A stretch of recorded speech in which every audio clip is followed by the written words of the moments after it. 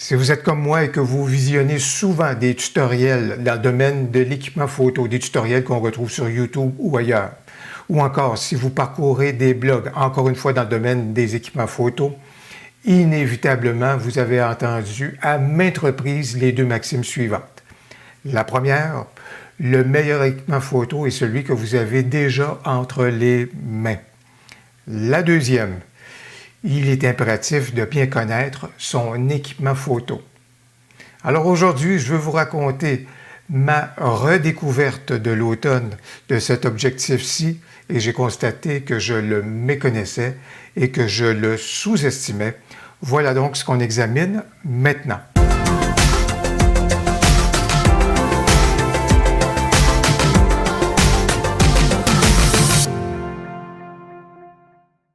Aujourd'hui, je veux vous raconter ma redécouverte de l'objectif RF Canon, le 35 mm. Ça a été le tout premier objectif que j'ai acheté pour mon EOS R. C'était le premier, en fait également, un des premiers que Canon mettait sur le marché et c'était un objectif fixe. Alors, vous savez combien j'aime les objectifs fixes et d'autant plus que son prix était intéressant et abordable. Alors, voilà pourquoi je me suis précipité vers le 35 mm et depuis le moment que j'en ai fait l'acquisition jusqu'à l'automne, essentiellement, c'était un objectif dont je me servais ici dans mon studio pour faire mes captations vidéo. C'est également un objectif dont je me servais pour aller faire de la photo de rue, la photo donc environnement. C'était un objectif, c'est une distance focale qui était très intéressante pour cela. Et je dois vous dire également, lorsque je regarde du coin de l'œil certaines des photos que j'ai prises avec l'objectif, ça a également été un objectif que j'ai utilisé lorsqu'on a fait un projet en intérieur que je vous ai suggéré au début du confinement lorsqu'on était au printemps 2020. Alors, entre autres, je me suis servi donc de cet objectif-là pour faire ce projet-là. Alors, voilà donc un objectif qui me servait essentiellement photo de rue, photo environnementale. Voilà, c'était essentiellement la vocation que je lui destinais. Mais à l'automne, vous avez été à même de constater l'enthousiasme que j'ai eu à découvrir le monde fabuleux des champignons.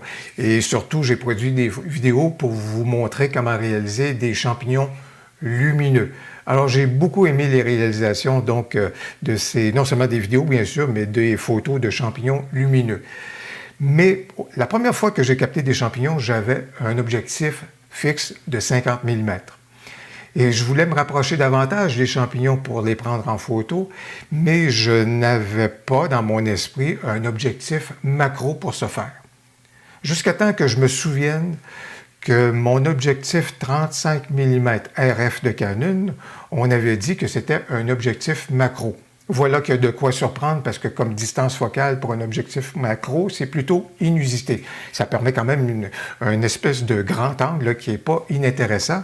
Mais un objectif macro, vraiment, lorsque je me suis penché sur les caractéristiques de l'objectif macro, bien entendu, c'en est un.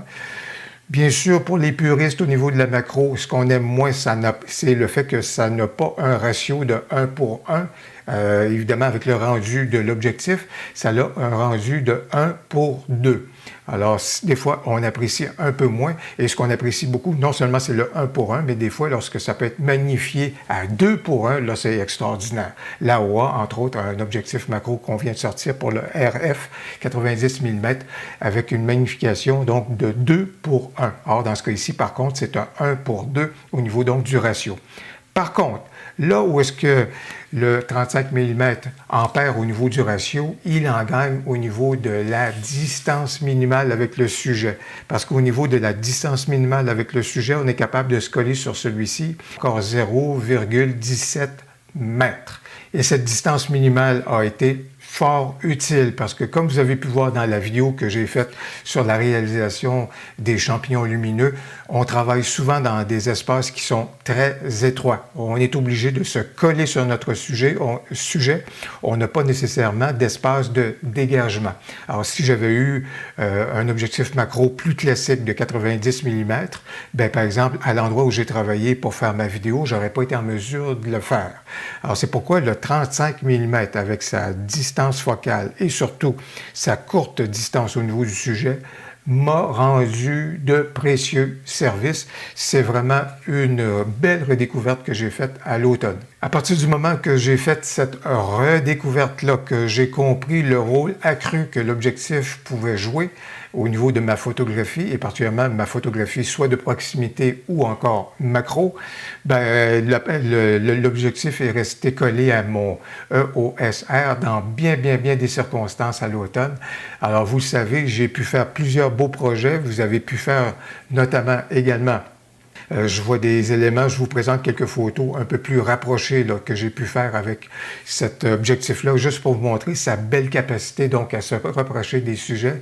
Et bien sûr, vous reconnaissez certaines photos que j'ai mises à votre disposition pour faire des projets créatifs. Alors vous voyez, c'est donc quelque chose qui est très intéressant. Et je suis présentement à mettre à contribution l'objectif 35 mm dans un projet de macro photo hivernale avec les bulles de savon qui gèlent et au moment où elles sont en train de geler, il y a donc des formes qui se créent à la surface, il y a des cristaux qui se créent à la surface de ces bulles-là. Alors je suis donc en train de mettre non seulement l'objectif à contribution, mais également des tubes d'extension que j'ai achetés pour le système RF.